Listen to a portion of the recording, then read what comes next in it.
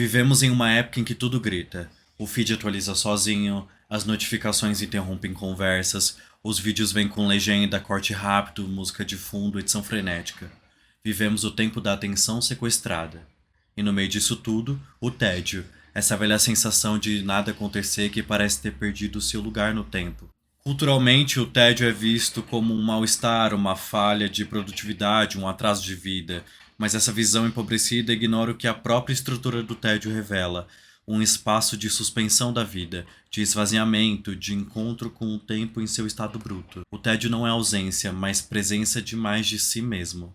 Pensando nisso, pesquisadores queriam entender como as pessoas lidam com a ausência total de estímulos externos. Ou seja, o que acontece quando elas são deixadas sozinhas apenas com seus próprios pensamentos, sem distrações. O chamado experimento do choque elétrico, publicado na revista Science em 2014, sob o título de tradução livre Apenas Pense: Os Desafios da Mente Desconectada. Os participantes tinham uma tarefa aparentemente simples. Foram convidados a ficar sozinhos em uma sala, por um período de tempo entre 6 a 15 minutos. Durante esse tempo, eles não podiam usar celular, ler, escrever, nem cochilar. Eles só podiam ficar ali parado pensando, não meditando, mas pensando. Em uma nova rodada, com um novo contexto, alguns participantes foram colocados novamente sozinhos em uma sala, mas dessa vez com acesso a um botão que dava um leve choque elétrico ao ser apertado. Antes deles começarem, eles testaram esse botão e eles confirmaram que era desagradável. Então, o que aconteceu? Durante os minutos de tédio, 67% dos homens e 25% das mulheres apertaram um botão, ou seja, eles preferiram levar um choque do que continuar sozinhos com seus próprios pensamentos. Esses dados mostram como somos condicionados a fugir do vazio. O tédio, na sua versão mais crua, revela o que tem de mais humano, na finitude, na espera, no permanente presente. E é justamente por isso que ele pode ser tão insuportável e pode ser substituído por reflexões do passado ou do futuro. Mas o tédio, como praticamente tudo, ele tem os seus nuances. Diversos estudos apontam que momentos de tédio também ativam áreas cerebrais relacionadas à criatividade, à imaginação e à introspecção. Em tarefas monótonas como lavar a louça, tomar um banho ou esperar numa fila, o cérebro começa a vagar. E nesse vagar surgem conexões inesperadas, ideias que não cabem em um pensamento programado, deixando o tédio de ser um vazio absoluto para ser um território de sentido adormecido. Em outras palavras, o tédio pode ser revelador. Porém, quando o tédio se torna contínuo, profundo e inescapável, ele deixa de ser um convite ao devaneio e passa a ser um sintoma de sofrimento. Ele pode indicar falta de sentido, esvaziamento existencial ou até mesmo ligado a quadros de depressão e ansiedade. O que define se o tédio é criativo ou patológico não é a sua presença, mas o que se pode fazer com ele. Em sociedades que não permitem pausas, o tédio se torna um tabu. Na contemporaneidade, talvez uma das maiores violências seja a negação do tempo vazio, improdutivo. Não sabemos mais ficar à toa. A velha metáfora, mente vazia, é a oficina do diabo, atravessa gerações como um aviso moral disfarçado de sabedoria popular.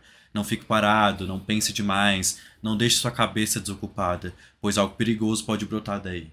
Essa frase, repetida quase como um mantra, carrega uma lógica que molda comportamentos desde sempre: a de que o vazio é ameaça, de que o silêncio é risco e de que o pensamento solto pode desviar o sujeito do caminho certo. Com isso, somos condicionados a preencher todos os espaços da mente com tarefas e metas, compromissos, barulhos, distrações. As inquietações que surgem no tédio não são acolhidas como uma coisa natural, mas motivo de ocupação constante. Ao invés de prestar atenção no que tem num intervalo de um estímulo e outro, a gente é programado para ocupar esse estímulo com entretenimento ou alguma outra coisa.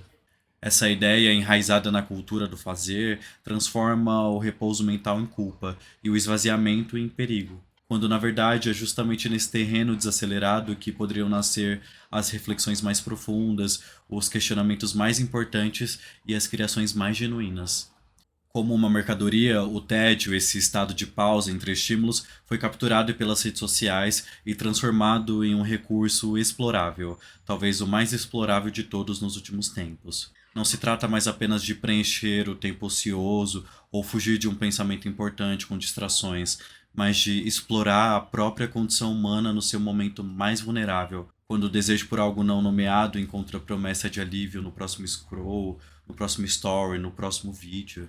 As plataformas são construídas para capturar esse instante exato de vazio, um momento em que o dedo desliza quase que automaticamente pela tela, hipnotizado pelo movimento infinito de rolagem, como quem busca, mas não sabe exatamente o que procura. É nesse espaço que os algoritmos operam com mais eficiência, lendo cada hesitação, cada curtida, cada pausa de 2 segundos diante de uma imagem.